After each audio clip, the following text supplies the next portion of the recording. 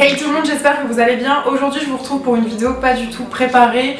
J'avais juste envie de vous parler un petit peu d'une facette que vous connaissez pas forcément chez moi et dont j'ai ressenti le besoin de vous parler, peut-être juste parce que ça me fera du bien, mais aussi peut-être, et je pense parce qu'il y a des filles ou des garçons qui regardent mes vidéos et qui peut-être sont aussi comme moi et pensent être différents, mais ce sont des choses qui arrivent à tout le monde.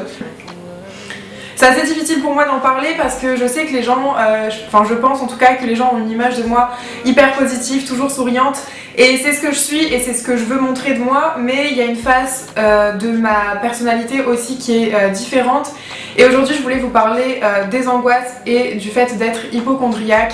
J'ai vachement hésité avant de faire cette vidéo parce que je suis pas du tout du genre à m'apitoyer sur mon sort. J'ai toujours envie de montrer que je vais bien, que j'ai le smile, que je veux faire rire les gens, que voilà, je suis pleine d'enthousiasme, etc. Et c'est le cas. Aujourd'hui, on vit dans une société où les gens sont stressés, les gens sont anxieux, les gens ont peur.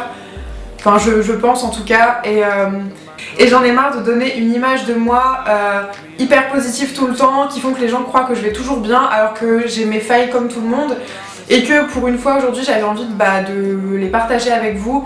Je suis quelqu'un qui est très stressée, angoissée, anxieuse, ce que vous voulez. Donc je vais vous raconter un petit peu moi comment ça s'est passé, comment c'est arrivé dans ma vie et comment j'essaye aujourd'hui d'en faire abstraction et que j'essaye de vivre avec, parce que je pense que c'est quelque chose qu'on aura toute sa vie une fois qu'on est comme ça. Et que voilà, c'est des phases. Moi, ma première phase, on va dire, où j'ai commencé à faire des crises d'angoisse, c'est pas seulement que je suis angoissée, c'est vraiment que je fais des crises d'angoisse, des crises de spasmophilie. Ça a commencé quand j'ai passé le bac, donc j'avais 17-18 ans. Donc à ce moment-là, je passais le bac, je passais le permis. Je travaillais aussi, j'étais animatrice BAFA et voilà, j'étais très stressée. J'avais pas beaucoup confiance en moi. Et en fait, pendant un an, j'ai fait crise d'angoisse sur crise d'angoisse. Donc c'est le cœur qui se serre, l'impression qu'on va mourir, le cœur qui bat hyper vite. Enfin voilà, c'est plein de choses comme ça qui fait que j'ai passé le nouvel an cloîtrée au lit parce que j'étais pas capable de manger, parce que j'étais pas capable de me lever, parce que j'avais des vertiges. Et voilà, et là-dedans... on vous fait aller voir le médecin, ensuite on vous fait aller voir une psy parce que Ticia, t'as tout pour être heureuse mais tu l'es pas, c'est pas normal. Des choses comme ça qui sont assez dures quand t'as 17-18 ans et que tu comprends pas toi-même pourquoi dans ta putain de vie ça va pas. Et c'est aussi à ce moment-là où j'ai commencé d'ailleurs les vidéos et que ça m'a fait beaucoup de bien. Mais bon, ça c'est une parenthèse. Et voilà, c'était une longue année où j'ai été voir une psy et où on m'a dit Laetitia, si toi ça va pas, c'est peut-être parce que ton père est loin. Enfin voilà, en gros, les gens cherchaient pas plus loin que le bout de leur nez. Soit ils voulaient me foutre sous Stresam, donc des médicaments à base de plantes pas du tout dangereux, mais voilà. Soit on me disait que c'est parce que mon père n'était pas là, donc j'avais pas l'image paternelle. Or, j'aime beaucoup mon père, mais j'ai toujours vécu sans lui. Et j'en ai pas été beaucoup plus malheureuse. Voilà, j'ai appris à vivre de cette façon. Et voilà, enfin, on voulait pas vraiment chercher très loin. Et moi-même, je savais pas et ça me rendait malade. Après le bac, cette période s'est calmée. J'ai pris confiance en moi. Voilà, mes amis, ma famille étaient là pour moi. Ça allait mieux. Mes crises d'angoisse, elles étaient passagères. J'en avais de temps en temps, mais j'arrivais vite à me calmer. Sauf que pendant cette période-là de ma vie, du coup vers 17-18 ans, j'ai commencé à avoir des TOC. Des TOC que j'ai un peu du mal à en parler, en fait, je parle vite, je suis un peu essoufflée, mais voilà. Je prenais toujours mon pouls, donc voilà, pour me rendre compte si mon cœur battait toujours bien, si ça allait. Enfin, c'est des choses complètement ridicules pour vous qui m'écoutez et pour d'autres gens. Je sais que c'est complètement bête, que ça veut rien dire, mais voilà, j'avais plein de petits tocs comme ça. Ma respiration, des fois je me bloque sur ma respiration et j'arrive pas à penser à autre chose que ma respiration. Enfin voilà, ça m'empêchait de faire énormément de choses et voilà, à un moment j'ai repris du poil de la bête et j'ai réussi. J'avais testé toutes les techniques, les techniques de respiration où il fallait faire le chien là. Enfin des trucs complètement, pas idiots parce que ça pouvait marcher, mais il y a aucun remède miracle, je pense. Je pense que c'est vraiment même pas de la volonté, mais c'est un déclic qui fait que c'est soit tu continues à t'effondrer, soit tu relèves la tête et tu te dis c'est pas ça qui va m'arrêter de vivre, je suis plus forte que ça. En fait, il faut accepter que c'est le temps qui fait son œuvre, que c'est les épreuves aussi qui vont faire que les crises d'angoisse vont cesser ou pas.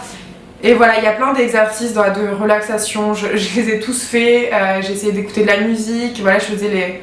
T'inspires 7 secondes, puis tu relâches par la bouche, voilà. Mais quand on sait pas soi-même ce qui va pas, parce qu'on a tout pour être heureux, mais qu'il y a des putains de crises d'angoisse qui nous prennent la tête, bah on est perdu. Enfin bref, après toutes ces crises, elles ont un petit peu cessé, jusqu'à revenir là il y a un mois, même pas. Donc il y a aussi le fait que je sois hypocondriaque qui me bouffe beaucoup, et il y a quelques semaines maintenant, j'ai ressenti une grosseur, voilà, à ce niveau-là. Et dans ma tête, quand on est hypocondriaque, c'est j'ai une tumeur, j'ai le cancer, je vais mourir, si mon cœur bat trop vite, je vais faire une crise cardiaque, si j'ai mal à la tête, je vais faire un AVC. C'est insupportable, c'est vraiment insupportable, et c'est ridicule, et aux yeux des gens c'est ridicule, et c'est sûrement ridicule. Et je pouvais pas m'empêcher pour autant de penser ça. Du coup là j'ai vite été voir le médecin qui m'a dit que j'avais la mononucléose. Et moi quand on me dit un mot que je ne connais pas qui fait peur, là voilà je suis tombée comme ça. Genre j'étais vraiment très très mal. Elle m'a touchée un peu partout et en fait c'était des ganglions. En soi la mononucléose c'est pas grave du tout, c'est juste qu'on est très fatigué, qu'on manque d'énergie, qu'on attrape plus facilement les maladies et que c'est contagieux et que ça dure 6 mois. Donc déjà quand elle m'a dit ça j'étais un petit peu rassurée. Mais mes crises d'angoisse en fait sont revenues et le fait que je sois hypocondriaque est relié à mes crises d'angoisse et inversement. Je sais pas si c'est les crises d'angoisse qui me font devenir hypocondriaque ou si c'est le fait que je sois hypocondriaque qui me fait être angoissée. Mais voilà, c'est un cercle vicieux qui n'en finit pas. Quand je suis ressortie du médecin, ok j'ai la mononucléose, ça m'avait vachement soulagée parce que moi je croyais que j'allais avoir une tumeur donc j'étais au bout de ma vie. Finalement, ça a été quelques jours après, j'étais pas très bien. Un matin, je me réveille, j'étais toute seule et je sens que ma langue gonfle. Donc complètement paniquée, j'appelle ma mère. Je sais même pas pourquoi je vous raconte tout ça, mais je me dis que juste si moi ça m'est arrivé et que je me suis sentie hyper bête, je me dis juste qu'il y a sûrement des gens là qui me regardent, qui ont vécu des choses similaires aux miennes. Et juste que ça arrive pas qu'aux autres, chacun a ses problèmes et chacun le vit différemment, mais moi c'est vrai que je suis quelqu'un de très très sensible et si vous avez envie d'en parler, n'hésitez vraiment pas à m'en faire part, m'en parler dans les commentaires, enfin je serai là pour parler avec vous si vous en avez envie. Et enfin bref, pour revenir à... c'est dur. Pour en revenir à ce moment-là, donc c'était vraiment il y a 2 semaines je crois à peine, un matin, voilà, je me lève, ma langue gonflée, direct, panique. J'appelle ma mère, je dis maman qu'est-ce que je fais? Ma mère qui habite à 1 heure d'ici donc qui pouvait pas faire grand chose, elle m'a dit écoute si t'as besoin d'être rassurée, va à l'hôpital. Donc je vais aux urgences toute seule, je prends ma voiture, paniquée, en pleurs, je vais mourir, c'est horrible. Arrivée à l'hôpital, enfin j'ai 21 ans quoi, et il y a un monsieur, un gros nounours qui me voit, je suis en train d'attendre et qui me dit mais ma petite qu'est-ce qui se passe? Fais pas pleurer tes jolis yeux, et genre mais ça m'a fait super plaisir parce que bon, les hôpitaux c'est toujours un peu froid déjà de base et j'aime pas du tout cette ambiance, enfin bref, donc il était adorable. Ensuite je suis passée dans le cabinet où on m'a pris la tension et mon pouls, là j'avais 126 de battements par minute, qui est hyper élevé quand tu fais pas d'activité, et j'avais 14 de tension, enfin voilà j'étais très anxieuse, j'avais très peur. Encore de longues heures à attendre. Ensuite le médecin vient me voir, elle me dit votre langue elle a rien, c'était peut-être une sensation mais pas de panique. Donc je vais à l'hôpital pour une langue gonflée et au final je finis par faire un électrocardiogramme parce que mon cœur bat trop vite. Donc là putain je me dis mais c'est pas possible, ma mère était toujours pas... ma mère allait venir mais on la laissait pas rentrer dans le box parce que forcément je suis majeure, sauf que croyez-moi qu'à ce moment là tout ce que je voulais c'était ma maman. Et voilà, il l'avait pas laissé rentrer, enfin bref, elle est rentrée après heureusement. J'avais plus de batterie sur mon téléphone, enfin rien n'allait, j'avais rien pour me détendre, j'avais rien pour me déstresser. Et là on me dit on va faire un électrocardiogramme parce que je trouve que votre cœur va un peu trop vite. Ok, donc on me fout les patchs là, branchés machin. En effet mon cœur battait trop vite et de manière irrégulière. Donc elle me dit écoutez on va faire une prise de sang parce que votre cœur bat trop vite. Ok, moi voilà, hypocondriaque. C'est fini, on me dit ça, je vis plus quoi, enfin genre j'étais paniquée, je devenais tarée quoi, enfin vraiment genre sur ma fiche de sortie, c'était écrit patiente très anxieuse enfin, pour vous rendre compte un peu. Ensuite, au bout de 7 heures à l'hôpital, dans le couloir, comme une malheureuse, à être vraiment trop mal, j'ai eu les résultats de la prise de sang qui ont indiqué qu'il n'y avait rien de particulier, mais la médecin est venue me voir en me disant que si je voulais, pour me rassurer et pour éviter tout risque que j'ai quelque chose à mon cœur, d'aller voir un cardiologue. J'ai donc rendez-vous le 5 décembre chez un cardiologue.